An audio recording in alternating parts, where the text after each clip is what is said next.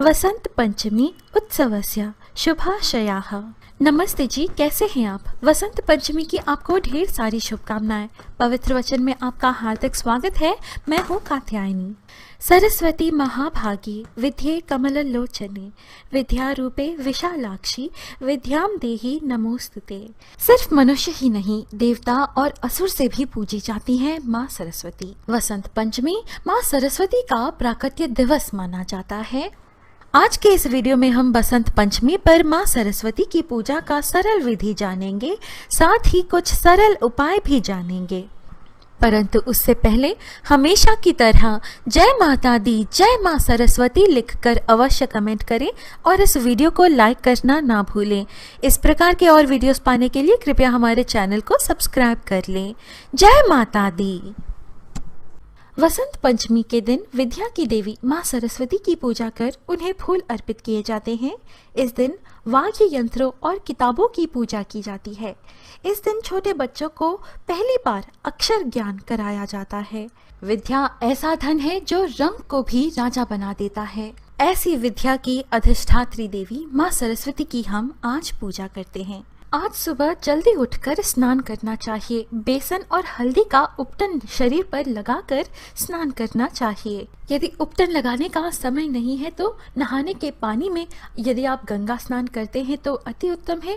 यदि नहीं कर पाते हैं तो घर में ही बाल्टी भर पानी में आपको एक चुटकी हल्दी मिलाकर, हल्दी की चुटकी के साथ ही साथ एक बूंद आपको इत्र इस पानी में डालकर नहाना चाहिए। हल्दी और इत्र का यह उपाय आप आज से 40 दिनों तक लगातार करके देखिए, विवाह के योग निश्चित हो जाएंगे। स्नान के पश्चात पीले रंग के वस्त्र धारण करें। बसंत पंचमी पर पीले रंग का बहुत अधिक महत्व है। इसका कारण भी मैं आपको आगे आगे बताऊंगी। एक लकड़ी की पटरी सिद्ध कर लीजिए। इसे अच्छे से साफ करके इस पे पीले रंग का कपड़ा बिछा दीजिए। इस पटरी पर माँ सरस्वती की तस्वीर आपको स्थापित करनी है। सामने घी के शुद्ध देसी घी का दीपक प्रज्वलित करना है। पूजा स्थान पर वाद्य यंत्र और किताबें रखें और बच्चों को भी पूजा स्थल पर बैठाएं। माता को पीले पीले फूल चढ़ाएं, पीले रंग का भोग और पीले रंग के फल भी चढ़ाएं।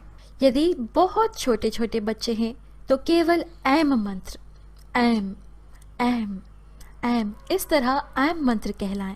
ऐम माँ सरस्वती का बीज मंत्र है।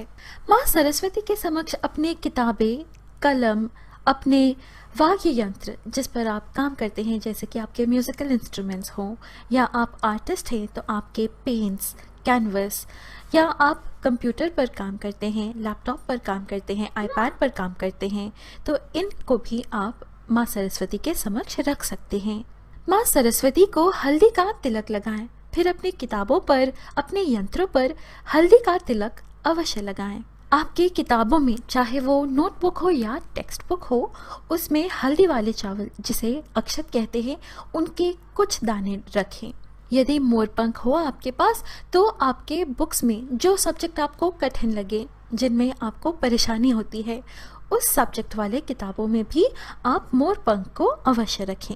माँ सरस्वती को आप पीले सरसों का फूल अर्पित करें। ये माँ सरस्वती को बहुत प्रिय है। नारियल चढ़ा सकते हैं। नारियल भी माँ सरस्वती को बहुत प्रिय है। सिंदूर अवश्य चढ़ाएं।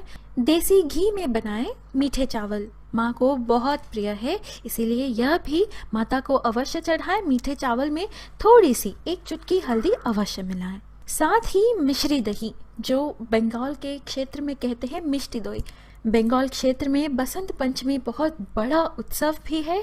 बड़े बड़े पंडाल लगते हैं, माता की बड़े धूमधाम से पूजा की जाती है।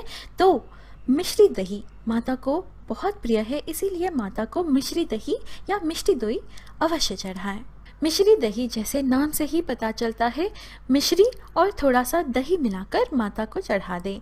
यदि मिश्री ना उपलब्ध हो तो चीनी ही मिला सकते हैं या गुड़ मिलाना सर्वश्रेष्ठ है। आपको इन उपायों के संग ही एक बात का ध्यान रखना चाहिए। माँ सरस्वती कैसी हैं? उनका अंग अंग श्वेत है, सफेद है। सफेद रंग है सात्विकता का प्रतीक। पूरी तरह से शुद्ध विचार रखिए।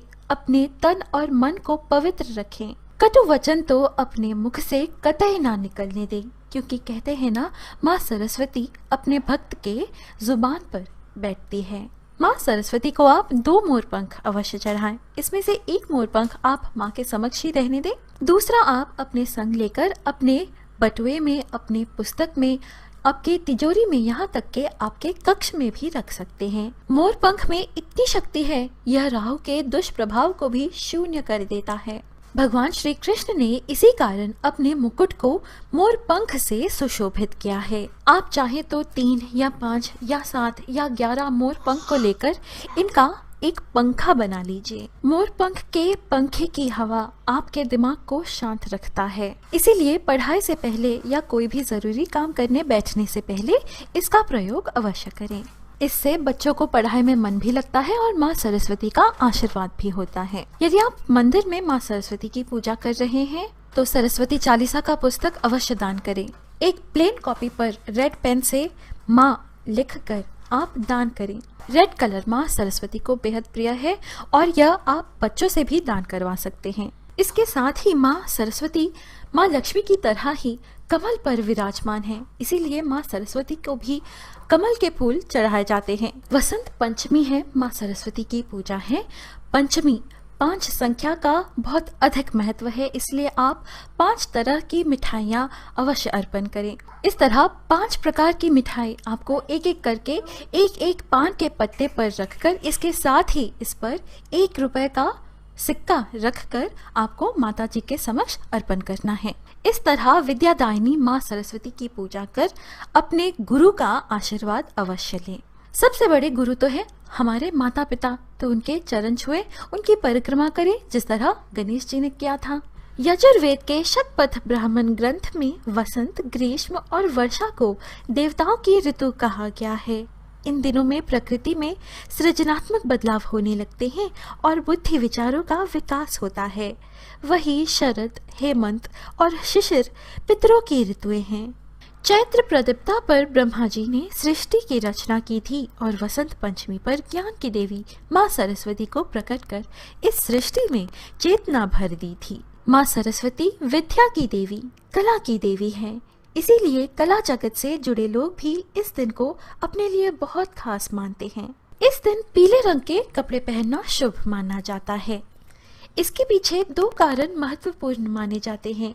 पहला कि वसंत को ऋतुओं का राजा माना जाता है। वसंत पंचमी के दिन से कड़कड़ाती ठंड खत्म होकर मौसम सुहावना होने लगता है। हर तरफ पेड़ पौधों पर नई पत्तियां, फूल कलियां खिलने लग जाती हैं। गांव में इस मौसम में सरसों की फसल की वजह से धरती पीली नजर आती है।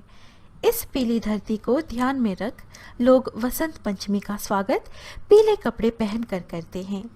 वहीं दूसरी मान्यता के अनुसार वसंत पंचमी के दिन सूर्य उत्तरायण होता है, जिसकी पीली किरणों से इस बात का प्रतीक है कि सूर्य की तरह हमें गंभीर और प्रखर बनना चाहिए। पौराणिक मान्यताओं के अनुसार वसंत कामदेव के मित्र हैं, इसीलिए कामदेव का धनुष फूलों का बना हुआ है। बसंत ऋतु को प्रेम की ऋतु माना जाता है। इन कारणों से वसंत पंचमी के दिन कामदेव और उनकी पत्नी रति की पूजा की जाती है। दोस्तों, आशा है आपको यह वीडियो अच्छी लगी। इस तरह के और वीडियोस पाने के लिए हमसे बने रहिएगा। हमारे चैनल पवित्र वचन को सब्सक्राइब करें। हम फिर मिलेंगे अगली वीडियो में। स्वस्ति।